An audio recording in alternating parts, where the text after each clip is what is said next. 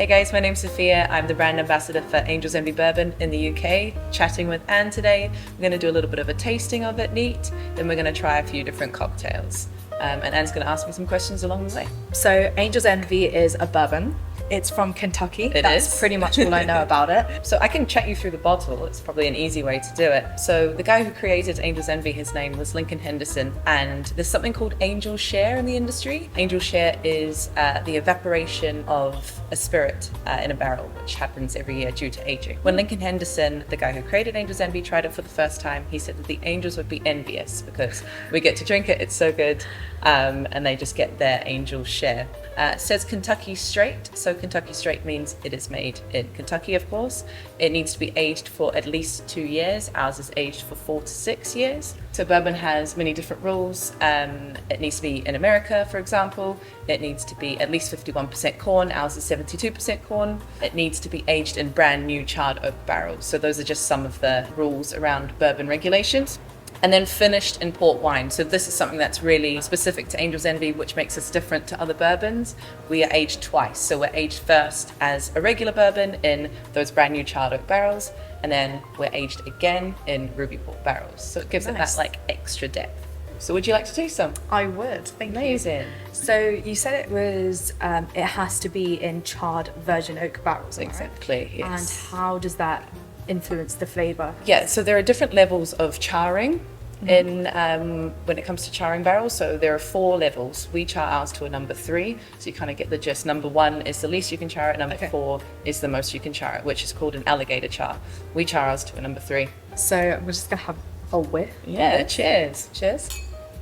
Are you meant to smell the charring, or is that just kind of it's a process? Yeah, so I guess like the flavors and like the aromas that you get from the charring is like caramel, vanilla, all of those like nice, rich, sweet notes that you get. Yeah, when you think of bourbon, you think like sweet and rich, right? A lot of that comes from the charring. A lot of that also comes from the corn. So I mentioned that we need to be at least 51% corn to be a bourbon. We are 72% corn at Angel's Envy, so a very high corn content. And just for reference, the other 2 ingredients are rye and malted barley. It's delicious every time. It is very nice. It's I'm very pleased to work sweet. with it. Yeah. Yeah. So that sweetness that you get also is probably coming from the port finish. So true. Did you say ruby port? Yeah, ruby port. So you're going to get like red berries, dried fruits, influencing into the bourbon. So you get the caramel sweetness, the red berries, the dried fruits. It's like a complex but nuanced and delicious whiskey. Okay. So we're going to be trying it in 2 different kind of cocktails. Yes. What kind of cocktails are we doing today? So first we're going to start with a Manhattan. It's a very kind of traditional classic cocktail. Think of a martini, but with bourbon, I guess. It's sweeter, it's richer, it's boozy, but it's delicious. It's my favorite cocktail. And we think it works really well with Angel's Envy because of that fortified wine finish that we do with the ruby port. Vermouth is also a fortified wine, so you just kind of, it's like a match made in heaven, really. So yeah, let's do it. It's very simple as well. So we're going to do 50 mils of Angel's Envy. And as I said, it's very simple, basically 2 ingredients. Sometimes I modify it by adding like a liqueur or an amaro. I like to do a little bit of creme de pêche to kind of like 5 mils of it, just to kind of make it something different. But yeah, very, very simple cocktail that you can modify how you like. Add bitter to make it a boulevardier. I make this most nights at home. I'm not lying. Because it's so easy, or it's because so it's so easy and it's so good. Some Angostura bitters and some orange bitters. And then ice up. We want lots of ice because we want it to dilute slowly but chill fast. So that's why more ice the better. And then we give it a good stir. So this is the classic.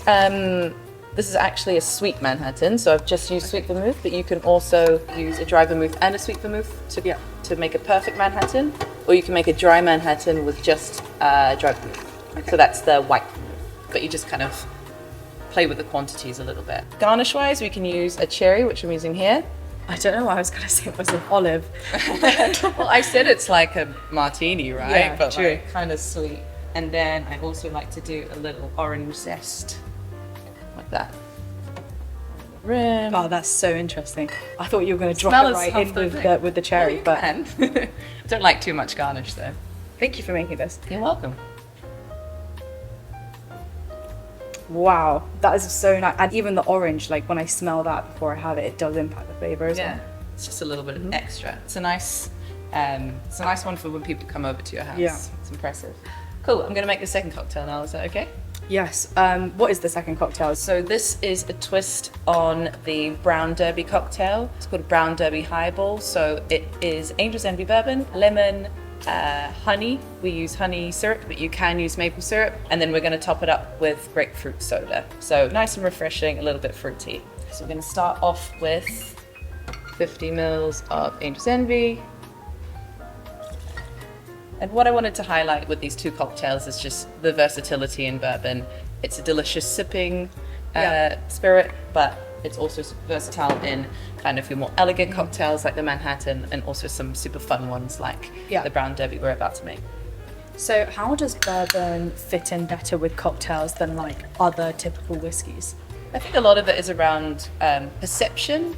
I think maybe other whiskies have been seen as like kind of old man sip alone drinks, which we're always trying to break boundaries with, right? So I mean, I love scotches as well, and I think that scotch is amazing in cocktails. But I think one thing about bourbon is, it is sweet, it is rich, and it holds up really well, and it's friendly on most palates. So I think for sure, like I definitely typically associate whiskey with something you just drink just in a glass as it is, and you've got to be like 50 years old to do that. Exactly.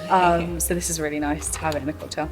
And it's completely untrue, because whiskey is great in cocktails, great drunk alone, and it's great if you're not an old man as well. Just a little shake, because we're going to top it up with soda, so it's already elongated. We don't need a aerate. So we just strain that into the glass. Looks nice, right? It's lighter than this one, yeah.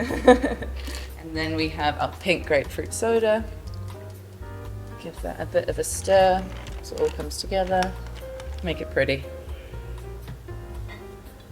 There you go.